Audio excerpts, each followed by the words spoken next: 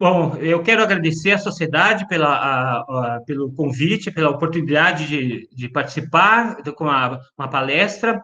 Meu nome é Alexandre Seben, eu sou do Instituto Florestal, eu sou engenheiro florestal, tenho mestrado e doutorado na área de genética, e o que eu vou apresentar aqui, o título ficou como Conservação Genética e Rastreamento de Madeira utilizando impressão digital de DNA fingerprint. Na realidade, eu vou focar mais sobre a parte de rastreamento de madeira utilizando essa técnica, né, que é o DNA fingerprint, que é uma coisa nova, é uma coisa importante, ok? Que com uma grande utilidade prática, especialmente diante da realidade atual do Brasil e do mundo, né? Esse é um trabalho que tem como quem tem interesse nisso é a Polícia Federal, as aduanas, a Interpol, certo? E eu vou mostrar para vocês aqui o que uma parte, né? Eu vou descrever um projeto, mas vou focar mais sobre usar como exemplo um dos trabalhos que eu estou escrevendo no momento. Esse projeto esse trabalho que eu estou apresentando vem de um projeto chamado Larga Escala, de verificação genética de madeira, Large Scala Project. Esse projeto começou em 2014, ele terminou em dezembro do ano passado. Na realidade, esse projeto se estendeu durante 2 anos a mais, devido a problemas que nós tivemos, né? Especialmente que esse projeto envolve não só o Brasil, a Amazônia brasileira, né, as espécies da Amazônia brasileira, como também envolve 6 países da África, ok? E nós tivemos muito problemas, incluindo o fato de um dos nossos colegas ter sido sequestrado. Ele voltou, só pelo menos ele não foi morto, e ele saiu do projeto. Esse projeto foi financiado pelo governo federal alemão, tá certo? E ele foi coordenado pelo Dr. Berdegg, do Instituto Thunen de Genética Florestal na Alemanha, em Groß-Hansdorf. Participo desse projeto porque o Dr. Berdegg foi meu orientador durante o meu mestrado, meu curso de pós-doutorado, né? Eu fiz um pós-doutorado na Alemanha no ano de 2006 e 2007, e dali para frente nós começamos a trabalhar junto em vários tipos de projetos envolvendo florestas tropicais, em especial a Amazônia. Esse projeto envolve diferentes instituições, como o INRA na França, eu do Instituto Florestal, a Unesp de Solteira também, onde eu preparei alguns alunos, como a Bárbara, o pessoal por exemplo, do IAP, do Peru, que mais? Outras instituições, Londrina, onde também uma outra aluna minha, né, a Camila Chaves também participou, ela já é doutora, e outras instituições como, é, em suma, outras instituições também, ok? Então, a motivação desse projeto é o fato de que a extração ilegal de madeira é uma das principais causas do desmatamento mundial. E ela causa também, ela tem um problema para quem quer trabalhar direito. Porque o pessoal faz uma extração ilegal e não paga impostos. Enquanto que outros que querem trabalhar direito acabam sendo desfavorecidos porque eles pagam os impostos. Criando, então, assim, desvantagem para quem quer trabalhar corretamente, tá? A partir disso, né, em 2013, começou a serem difundidas em diferentes países, começaram a ser estabelecidas normas, novas regras, para quando se pensa em exportar madeira, por exemplo, nos Estados Unidos ou na União Europeia, né, criaram-se regras para dificultar a entrada de material de origem ilegal, madeira ilegal. E não só a madeira bruta, incluindo eu falei tudo, como é que vou dizer? Móveis, guitarras, qualquer coisa que tenha madeira, né, ou instrumentos musicais, esse controle. Tá certo? Essas leis foram criadas, né, para tentar reduzir essa a exploração dessa madeira ilegal, né? E por isso são necessários métodos realmente eficientes para controlar essas fraudes, porque uma grande parte da madeira que sai da Amazônia brasileira, ela vem de origem ilegal. Eu quero ressaltar outra coisa: mesmo que a madeira tenha uma origem legal, muitas vezes ela pode ter uma origem legal, mas ela não ser sustentável. Isso é um outro problema. O que nós estamos, que eu estou apresentando aqui, apenas uma parte de todo desse todo, certo?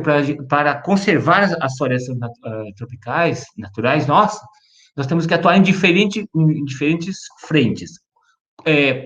Primeiro, por exemplo, é, determinar métodos que sejam realmente sustentáveis para a produção da madeira. Segundo, controlar a origem da madeira desde a floresta até ao mercado, até no final da ponta do mercado, quando ela é revendida. E iniciar imediatamente programas de melhoramento, tá, e conservação dessas florestas tropicais, ok? Especialmente agora, do jeito que o negócio está indo. Cada vez a situação está mais drástica. As espécies estão desaparecendo. Andei 70 quilômetros no ano passado, dentro de uma área da Amazônia, no Pará, e encontrei apenas 3 árvores de ipê. Só para ter uma ideia. Os ipês estão desaparecendo, como muitas outras. Ok. Vamos lá. Esse método de DNA fingerprint tem se mostrado uma ferramenta eficiente para controlar as reivindicações solicitadas sobre as espécies botânicas e os países de origem da madeira. Esse método, assim, ele permite nos dizer se, quando, por exemplo, nós extraímos o DNA, conseguimos extrair o DNA da madeira, e nós comparamos, extraímos esse DNA, vemos os genes desse material, comparamos com um banco de dados que nós criamos. Esse banco de dados foi criado para marcadores de SNPs. Recentemente, nós estamos publicando os dados, eu vou mostrar mais para frente para vocês. Esse banco de dados tem mais de 5.600 amostras, né, de indivíduos, certo? De 7 espécies da Amazônia. Uma ainda nós não publicamos praticamente nada, devido a algumas dificuldades, e as outras 6 nós já temos os primers notes publicados. Na parte da América do Sul, onde eu estou envolvido, forte nesse trabalho, envolve o Brasil, Guiana Francesa, Peru e Bolívia. No caso da mahogany, da Suetenia macrophylla, que é o nosso mogno, nós temos um estudo mais amplo. Nós temos amostras desde o México até a América do Sul. Ok, vamos lá. Vamos um pouquinho mais para frente, então. Esse conjunto de dados, esse banco de dados serve para nós como uma referência. Se nós queremos saber a origem de um material, nós extraímos o DNA, voltando à história, comparamos com o nosso banco de dados, e nós, por exemplo, quando se é comercializado, exportado madeira, é necessário que essa madeira seja declarado qual espécie que é, qual o país de origem e qual o local dentro do país de origem, de onde veio esse material. Nosso método permite determinar a espécie corretamente, o país de origem e o local de origem. E veja o grau de resolução e poder do método. E mais interessante, mais importante, esse método não tem como manipular esse DNA. Então, não existe meio de fraudar esse processo todo, ok? Vamos lá. Então, o objetivo foi desenvolver um banco, né, desse projeto, um banco de dados de referência genética para verificar o país o local de origem da madeira e de 7 espécies de alta prioridade da América Latina. Demonstrar que uma certificação genética da cadeia de custódia, utilizando DNA fingerprint, é viável para espécies madeireiras de alto valor econômico. Ok? Vamos lá. Aqui estão as espécies. Eu estou citando, falta uma, porque nós nós estamos trabalhando com essa espécie. Uma é a carapa, tá? Carapa guianense. Vejam bem, são gêneros, porque na realidade nós acabamos descobrindo que na nossa amostra, que são amostras grandes, existiam outras espécies do gênero, e nós incluímos todas, porque isso é fundamental, porque muitas das espécies, quando são vendidas, elas são vendidas como atiradas tudo dentro de um saco só, vendidas, por exemplo, IP, Androanthus é IP, mas tem diferentes espécies de IP, muitas espécies. E nosso método, o bom dessa história é que esse método permite, né, ele tem uma resolução suficiente para determinar as diferentes espécies que existem. Ok? Vamos continuar. Então, nós temos a carapa, a cedrela, a dipteryx, a suetênia, que é o mogno, o jacarandá e os androanthus, ok? Na minha palestra aqui, eu vou me focar com o caso do exemplo do jacarandá, que é uma espécie que eu estou escrevendo esse artigo no momento, ok? Tá certo. Vamos lá. O que foi feito? A amostragem do nosso trabalho para ver. A nossa amostra foi baseada basicamente em coleta de amostras de câmbio do tronco, algumas vezes folhas e também em madeira. Nós fomos para diversos locais. Ano passado eu passei 45 dias viajando pela Amazônia, coletando material em todas as regiões da Amazônia, em populações naturais, como também em áreas de empresas. Porque isso para uma empresa é uma coisa muito interessante.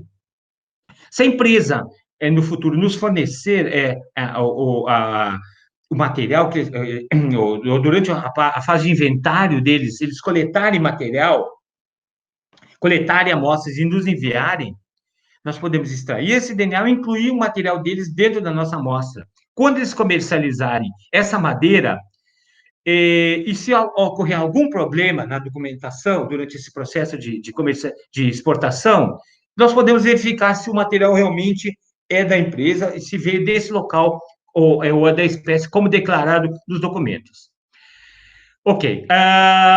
Nós pegamos de cada uma dessas árvores também, nós tomamos as coordenadas espaciais, né, de todos esses indivíduos no GPS. Hoje os GPS estão muito melhores, nós usamos um material alguns com alta qualidade, com alta resolução também, tá? Utilizamos uma distância mínima entre árvores para mostrar de cada população de 50 metros. A distância entre as populações que nós amostramos, isso para cada uma das espécies. Variou de 23 até aproximadamente 26, 2.600 quilômetros. Quer dizer, uma distância grande entre as amostras. Eu quero ressaltar uma coisa que eu pulei. Baseado em que princípio é esse método? Esse método é baseado em um princípio de uma coisa que nós já conhecemos muito bem, chamado estrutura genética espacial intrapopulacional.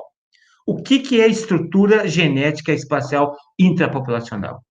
É como os genótipos das árvores estão distribuídos dentro das populações. O que determina isso? O processo de dispersão, principalmente de sementes, como também o processo de dispersão de pólen. Em geral, as árvores dispersam suas sementes, seu pólen, não a tão longas distâncias. Elas tendem a seguir um padrão de isolamento por distância. Ou seja, a semente tende a cair próxima à árvore mãe, ou o pólen, os cruzamentos podem ocorrer, lógico, que isso tem um monte de fatores que determinam isso, né? Pode atingir, por exemplo, até, em geral, 1 quilômetro ou mais, ou que seja mais. Alguns eventos, pode ser alguns eventos raros, né, de dispersão, pode atingir uma distância maior, 10 quilômetros, vamos supor a semente foi. Mas não importa. Mesmo assim, se nós olhamos uma escala grande, existe uma estruturação genética intrapopulacional.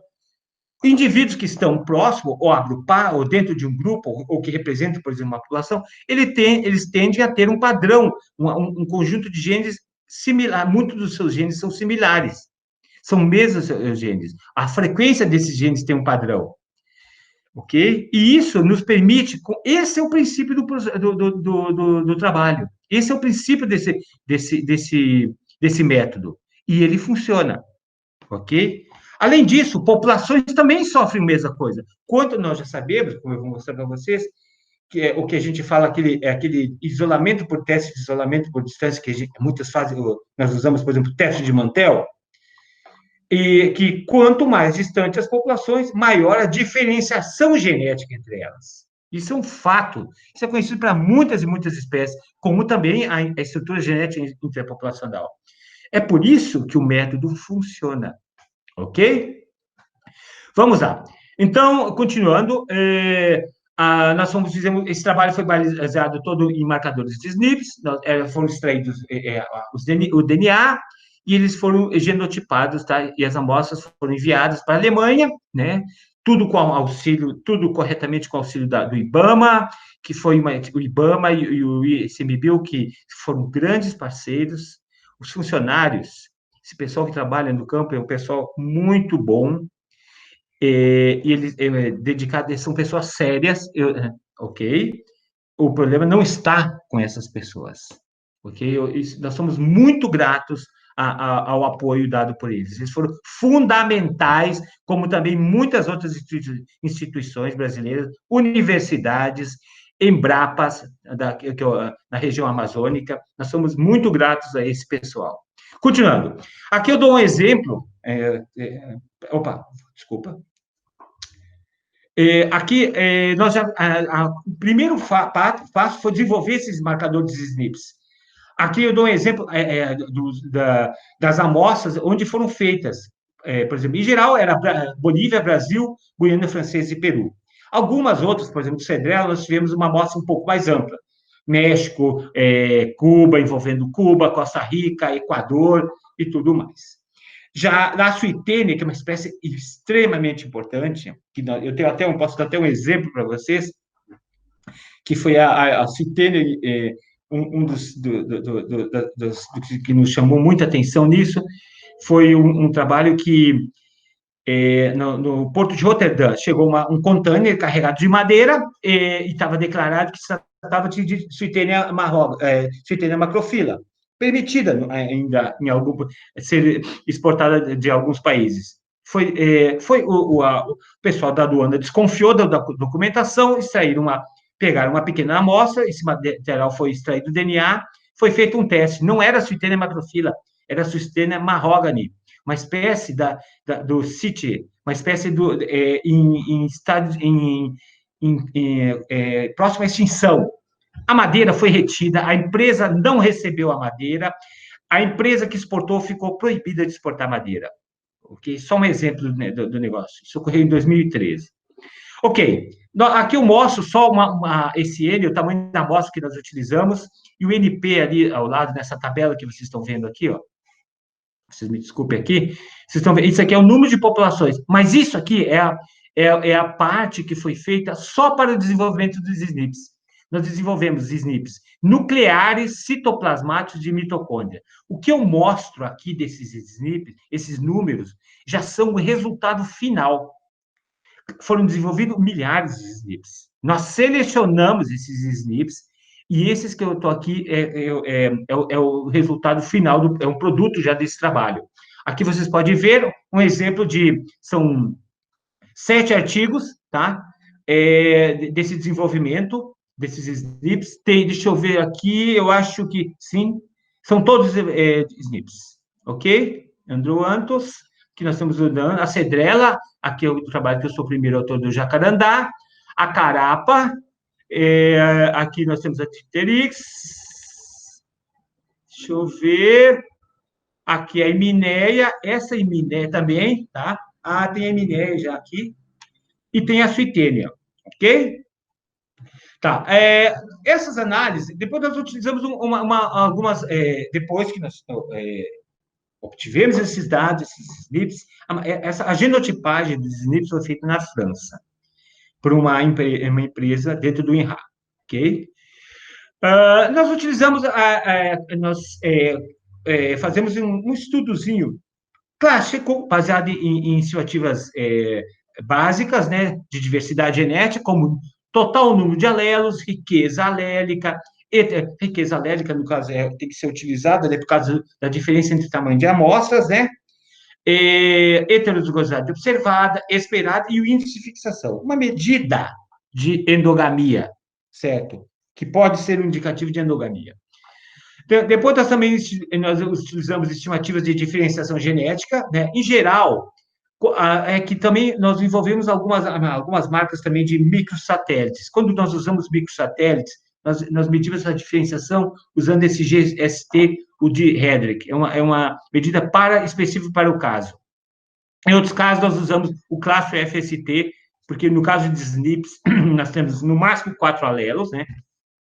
Em um loco. Então, o método clássico funciona bem também. Nós fizemos essas medidas de correlação entre a distância genética e a distância geográfica, né? Esse que eu falei para vocês, né? Isolamento por distância, também usando esse programa do Degen.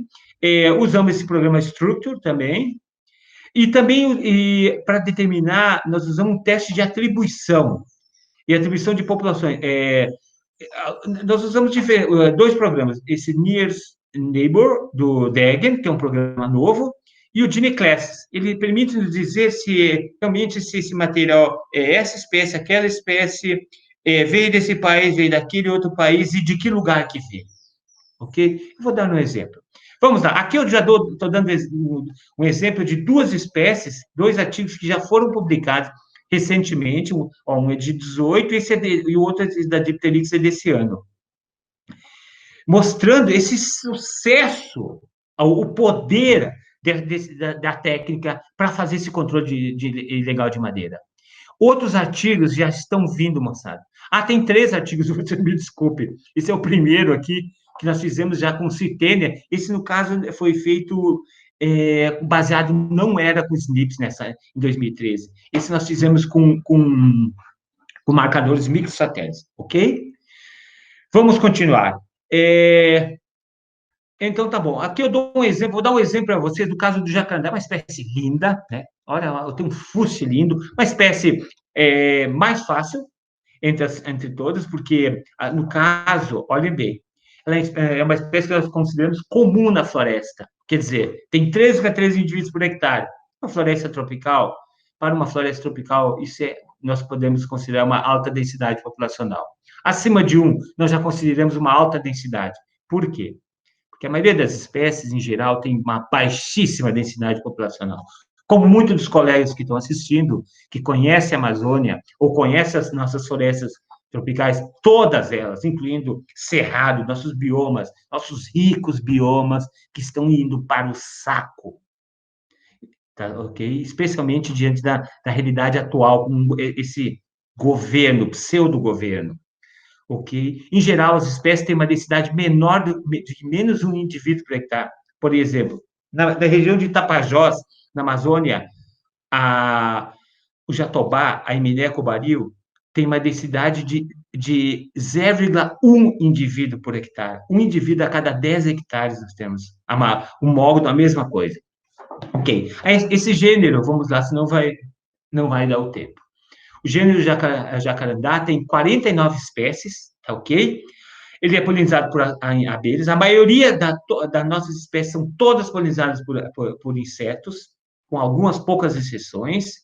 A dispersão de sementes, no caso dele, é pelo vento, quer dizer, num evento de uma grande tempestade, as sementes podem, se estiver no período de dispersão, pode atingir longas distâncias. Mas, mesmo assim, ela, considerando viabilidade, em geral, elas são dispersas próximas dentro de um raio não muito maior do que 2 ou 3 quilômetros da matriz, da árvore-mãe.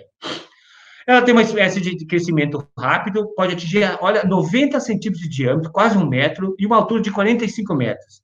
Tá ok? A madeira é valiosa e extremamente explorada na Amazônia. Nós focamos, esse projeto, eu quero ressaltar que esse nosso projeto é um projeto piloto, ok? Nós selecionamos 7 espécies que englobam 7 gêneros, um fato, né? Que englobam um número maior de espécies, mas que já cobre uma grande parte das espécies que são realmente exploradas na Amazônia. A Amazônia tem uma grande diversidade de espécies de árvores, pensando só em árvores, mas não só a Amazônia brasileira, o todo, que não é distribuído igualmente em todas as áreas, não tem mogno em todas as áreas, por exemplo, não encontra todas as espécies em todas as áreas, ok? Mas, com detalhe de que é, fugiu, ok. Dessas espécies que são exploradas, desse grande número embora tenha essa grande diversidade, em torno de 50 a 60 espécies são realmente exploradas. É isso que eu queria falar. E dessas que são exploradas, muitas são dentro do mesmo gênero, ou mesma família, como vocês vão ver aqui. Como é o caso, por exemplo, da carapa, o mogno, eles são espécies do meio da mesma família, ok? Continuando. Aqui eu já estou entrando, vou entrar com os resultados, tá certo? Esses já são os resultados. Esses resultados que eu estou apresentando aqui não é dessa partezinha do Primer Notes, e sim já é um resultado do trabalho que eu estou escrevendo, ok? Que vai ser publicado é, nos próximos meses, tá bom?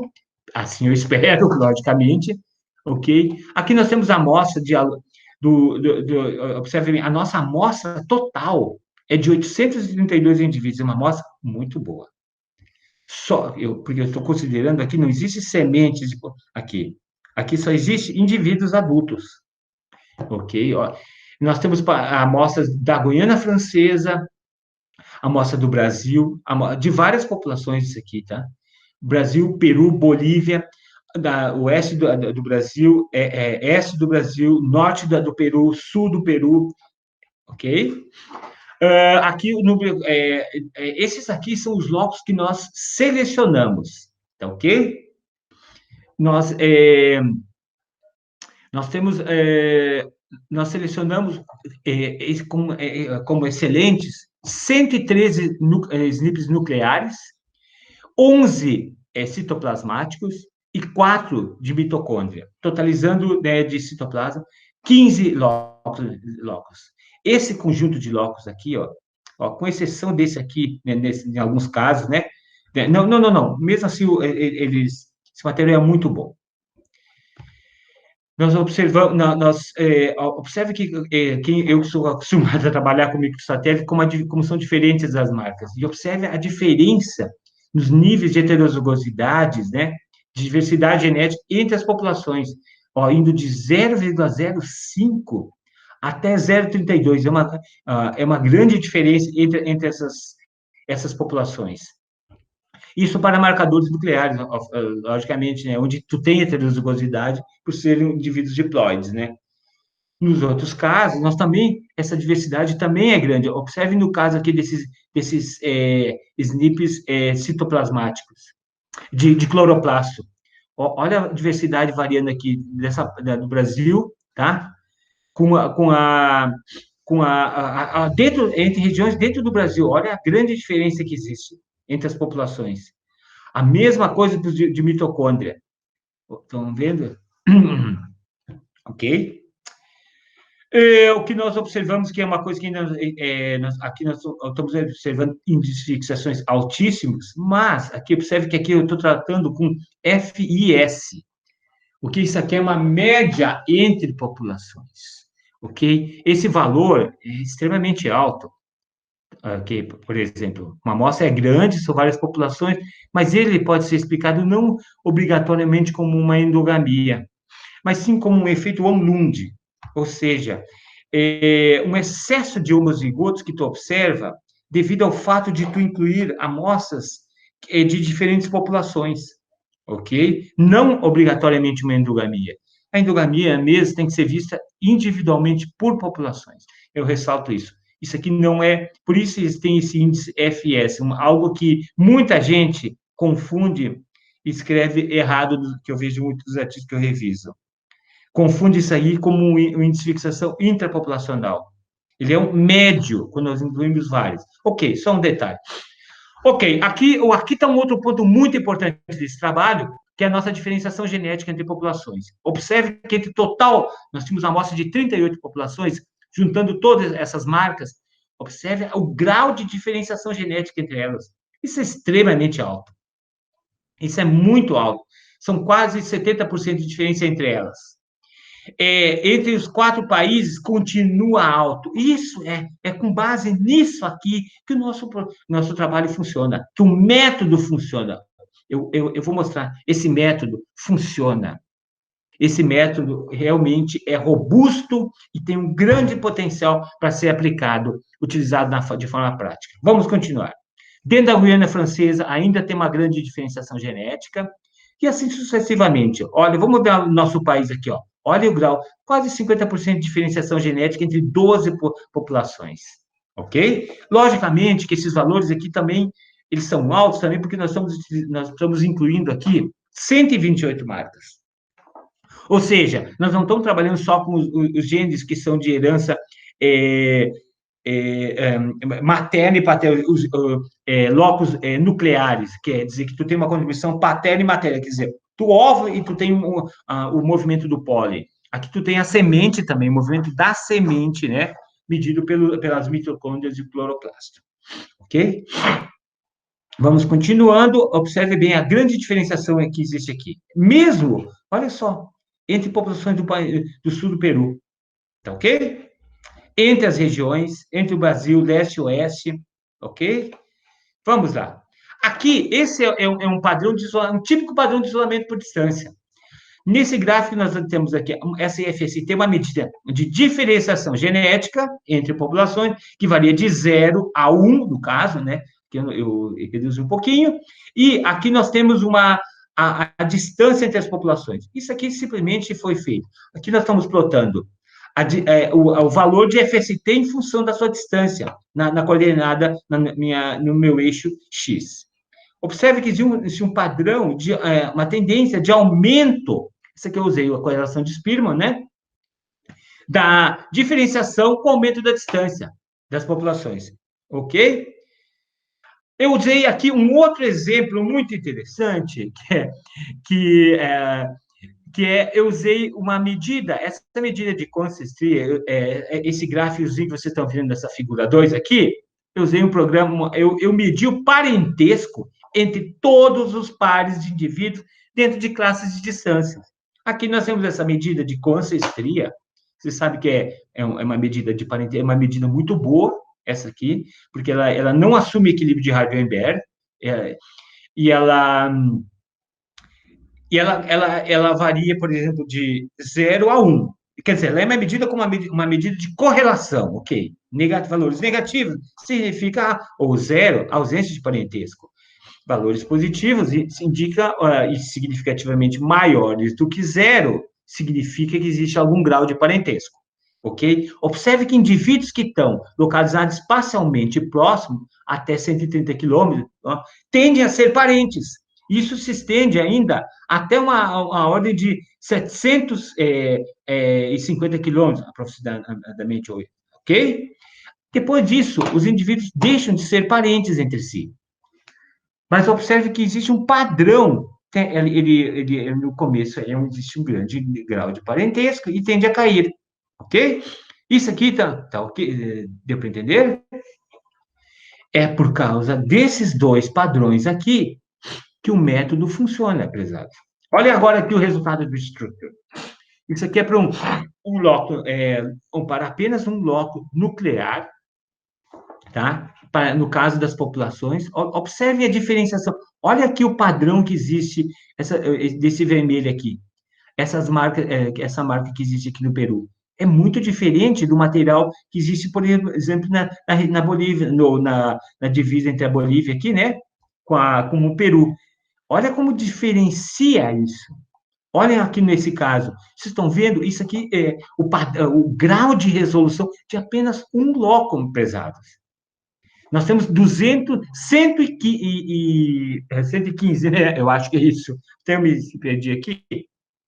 128, ops, 128 marcas. Isso aqui é um nuclear, é uma marca nuclear. Observa bem aqui o padrão como ele é diferente. Aqui tem alguma, vai tendo uma mistura, né? Mas só para ter uma ideia, o poder que existe dessa técnica.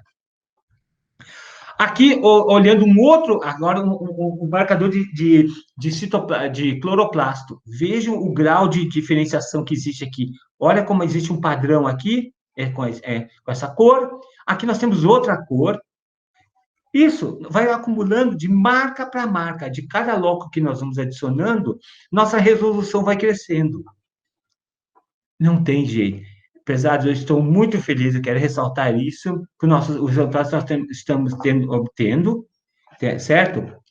Pelo poder da técnica, ok? Agora, deixa eu ver. Agora aqui eu vou mostrar um resultado, já estou terminando até. Eu acho que deve estar dando até o tempo certo, né? O resultado do nosso teste, um teste de atribuição.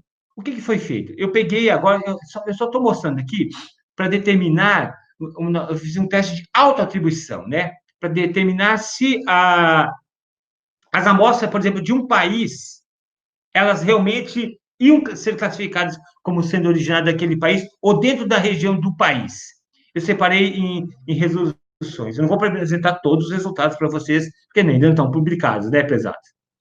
Então, vamos lá. O que eu faço? Eu uso essas amostras, eu coloco essas amostras como sendo as amostras de referência, essas aqui, elas mesmas como referência, eu uso elas para testar, para ver se elas vão realmente cair dentro dessas populações. Eu também vou tirando as amostras, né, de algumas populações e verificando como é que é o comportamento.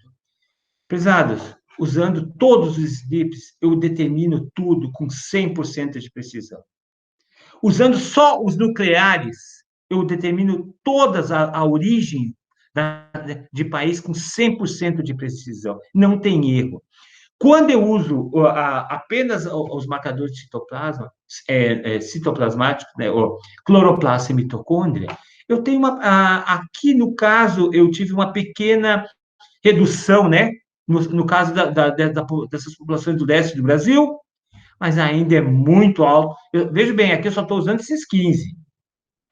E aqui continua sendo muito alto. Observa bem que na prática, nós vamos usar tudo, além de outras técnicas também, como isótopos, por exemplo. Nós temos que utilizar tudo ao mesmo tempo. Aqui é uma atribuição mais detalhada, prezados. Aqui eu fui atrás de quem? Eu tento fazer uma autoatribuição da população de origem. No primeiro, eu demonstrei a origem populacional ou região. Nesse aqui, eu demonstro para vocês a origem populacional. Será que essas amostras que eu tenho desses países, eu consigo encontrar se ela veio desse país ou daquele país? Detalhe, esses testes foram feitos baseados em madeira, com madeira. Nós desenvolvemos um método de extração de DNA de madeira, quer dizer, na verdade, a origem é francesa, é um método muito bom, ok? E com baixa toxicidade, que é uma coisa importante que o Brasil não dá muito valor a isso, mas devia dar, né? Respeitar nossos funcionários, né? Ok? Então, vejam bem, usando todas as marcas, moçada, aqui são com todas as marcas, tanto de nucleares como os cloroplasto e mitocôndria. Nós determinamos absolutamente todas as populações de origem com 100% de precisão. Observe que nossa amostra inclui 38 populações, ok? Com várias, são 4 populações da Guiana Francesa. Aí eu não vou me detalhar. Um grande número de populações de vários países, desses países. Isso demonstra o poder da técnica para determinar o país de origem, o país e a origem e a população de origem dentro dos países. Já me terminando, então, Esses resultados, né, que mostram que essas populações apresentam uma grande diferenciação genética, né, que é devido ao padrão de isolamento por distância de dispersão dos genes. Ou seja, como os genes são dispersos não em tão grandes distâncias, mesmo com alto poder que a espécie tem de dispersar, né, a longa distância, visto que a dispersão de semente ocorre pelo pólen, pelo vento, desculpe, e a de sementes, a de sementes pelo vento, e a de pólen é por insetos. Mesmo assim, existe uma grande diferenciação, porque existe um limite, né, que essa distância, que esse pólen e essa semente podem ir, tá? Essas marcas nós demonstramos que essas marcas, esses 120 locos de SNPs, né, sendo 13 nucleares, né, são eficientes para determinar o país correto e a origem populacional da madeira, ok? Nós fazemos esse teste também com a madeira, viu? Nós temos a amostra da madeira desses locais, pequenas amostras, e nós fazemos o teste em relação a isso. Esse sistema de certificação genética baseado em DNA fingerprint deve fornecer às autoridades brasileiras e internacionais uma ferramenta eficaz e confiável de controle de madeira ilegal. E aos operadores e comerciantes de madeira um método eficaz para cumprir seu sistema de diligência solicitado para evitar o comércio de madeira ilegal. Isso é muito importante, ok? Esse trabalho que eu estou mostrando para vocês, se aplicado, vejam bem, a pressão, isso reduz a pressão sobre a floresta. Esse pessoal que trabalha ilegalmente é um grande número, né? Especialmente brasileiros, certo? A desonestidade do nosso país é uma coisa inacreditável. E muita gente envolve, inclusive, colegas, né? Pessoas que nós formamos, inclusive mestres, doutores. Esse tipo de gente tem que ser banido da área, ok? E se nós nós implantarmos esse método de controle legal, a pressão sobre as florestas reduz, ou seja, as florestas serão mais conservadas in situ. E nós podemos começar a trabalhar imediatamente para as futuras gerações no melhoramento, né, e conservação ex situ de populações dessa espécie. Nós podemos fazer muita coisa com esse material. No futuro, nós podemos ter florestas de espécies nativas, altamente produtivas e produzindo madeira para fins específicos. Isso é muito importante. Finalmente, eu agradeço a atenção de vocês. Né? Desculpe por talvez não tenha sido tão claro. É difícil fazer uma palestra desse jeito, não olhando nos olhos, né? Eu quero agradecer a minha instituição, que é uma instituição que está sob pressão, porque é uma instituição muito rica, uma instituição com mais de um século, eu quero ressaltar isso. O governo atual do Estado de São Paulo, como todos os outros, veio há anos sucateando a nossa instituição, achatando salários, não investindo um centavo, e agora ele chega e diz que a instituição como a instituição está quebrada, né? Eles querem privatizar. É muito patético, né? Eles são muito oportunistas, maquiavélicos, melhor dizendo, ok? Eu quero agradecer à minha instituição, e ela vai sobreviver, porque estamos fazendo uma pressão forte, e vamos desmascarar esse grupo maquiavélico que está aí no poder, tentando destruir, não só com a nossa, como todas as instituições brasileiras, universidades. Isso é simplesmente patético, certo? Eu quero agradecer imensamente ao IBAMA, ao ICMBio, pelo grande apoio que nos deram, a esse Global Timber Tracking Network que nós estamos, ao Instituto Thunen, da Alemanha, de Genética Florestal, e também de Madeira, né, por ter me envolvido nesse projeto, por todo o apoio durante esse projeto, e ao governo federal alemão, que é o que tem realmente interesse, né, quem financiou esse projeto. Esse projeto veio de dinheiro do bolso dos alemães. Em torno de 86 milhões de alemães pagaram para nós termos essa riqueza aí. Esse é um projeto piloto que vai se desenvolver ainda muito mais. Prezado, grato, muito obrigado.